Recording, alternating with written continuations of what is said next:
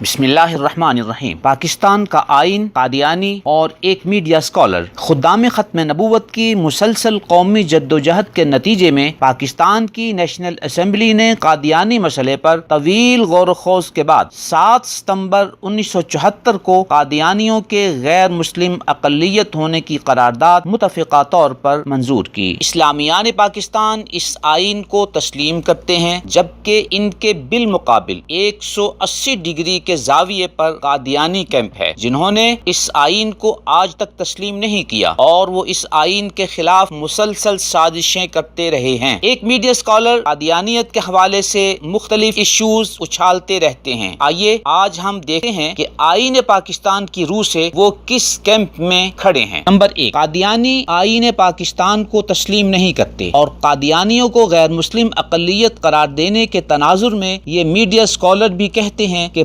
Parliament کے پاس یہ authority نہیں ہے۔ ملاحظہ ہو ان کا ایک لیکچر۔ اور ایسا بھی ہے کہ تمام مسلمان صحیح نہیں سمجھتے۔ اس کی مثال احمدی حضرات ہیں، قادیانی حضرات ہیں، یعنی ان کے بارے میں کم و بیش ایک عمومی اتفاق ہو گیا مسلمانوں کے مابین کہ ان کا عقیدہ صحیح نہیں ہے، انہوں نے ایک نئی نبوت کا اقرار کر لیا، مگر ان کے متعلق یہ فیصلہ کہ وہ مسلمان نہیں رہے یا انہیں مسلمانوں کی جماعت سے الگ کر دینا چاہیے، اس کا حق کسی کو بھی حاصل نہیں ہے۔ نمبر 2، قادیانی آئین پاکستان کو تسلیم نہیں کرتے، جبکہ یہ میڈیا اسکالر بھی کہتے ہیں کہ میں اس سے براعت ظاہر کرتا ہوں۔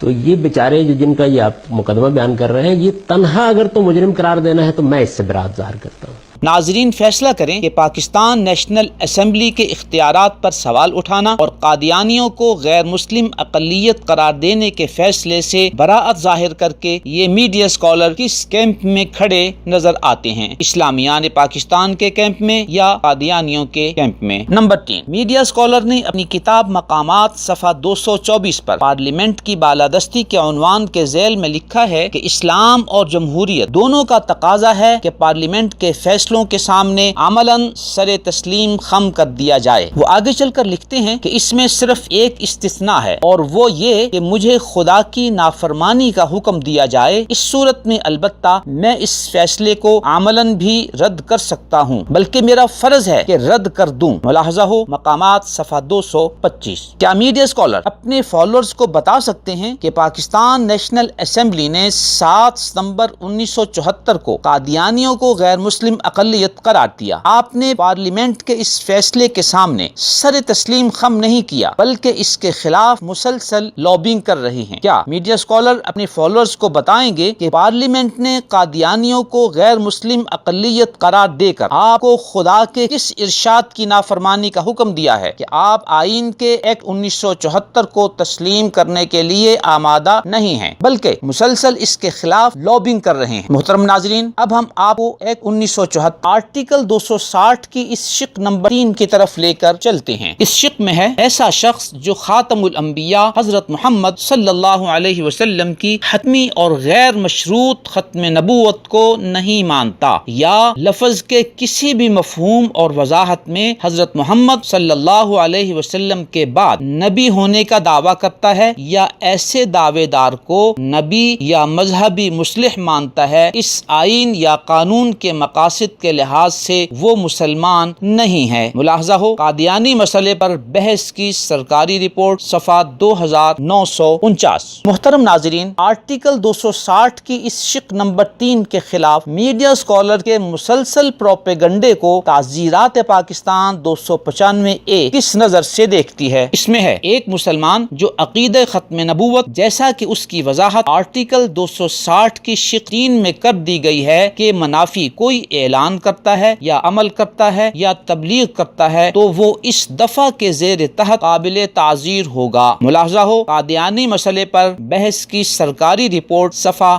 2949۔ اب یہ فیصلہ ہماری عدالت اور متعلقہ اداروں نے کرنا ہے کہ موصوف میڈیا اسکالر 260 کی شقین کے منافی مسلسل اعلانات، لیکچرز اور تبلیغ و لابنگ کی وجہ سے قابل تعزیر ہیں۔ محترم ناظرین، اب ہم آپ کو ایک 1974 1974 کی توثیق کی طرف لے کر چلتے ہیں جو حکومت پاکستان نے 1982 میں کی تھی۔ اس میں درج ہے قادیانی گروپ یا لاہوری گروپ کے اشخاص جو خود کو احمدی کہتے ہیں غیر مسلم کے طور پر حیثیت تبدیل ہوئی ہے اور نہ ہوگی، اور وہ بدستور غیر مسلم ہیں۔ وضاحتی فرمان کے بعد عام حالات میں اس مسئلے کی نسبت چیمی گوئیوں کا سلسلہ بند ہونا چاہیے تھا، مگر بائی ہما چند مفاد پرست عناصر حقائق کا رخ موڑ کر اس ضمن میں بے چینی اور بے اطمینانی کی فضا کرنے میں بدستور کوشاں نظر آتے ہیں۔ ان عناصر کی ریشہ دوانیوں کا مؤثر طریقے سے سد باب کرنے کی خاطر اس مسئلے کی مزید وضاحت و صراحت ضروری معلوم ہوتی ہے۔ آگے اس کا متن درج ہے، ملاحظہ ہو ملت اسلامیہ کا موقف صفحہ 235۔ اب میڈیا اسکالر کے فالوورز اور آئین کو نافذ کرنے والے اداروں نے حکومت پاکستان کی اس توثیق کی روشنی میں یہ فیصلہ کرنا ہے کہ موصوف میڈیا اسکالر اپنی ان سرگرمیوں کی وجہ سے ان مفاد پرست عناصر میں شامل ہیں یا نہیں جو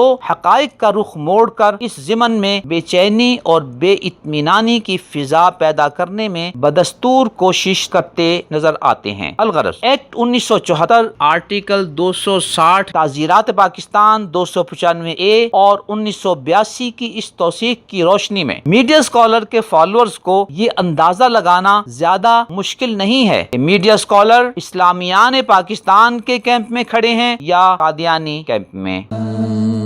نظروا للطيبة ونور طه يسطعون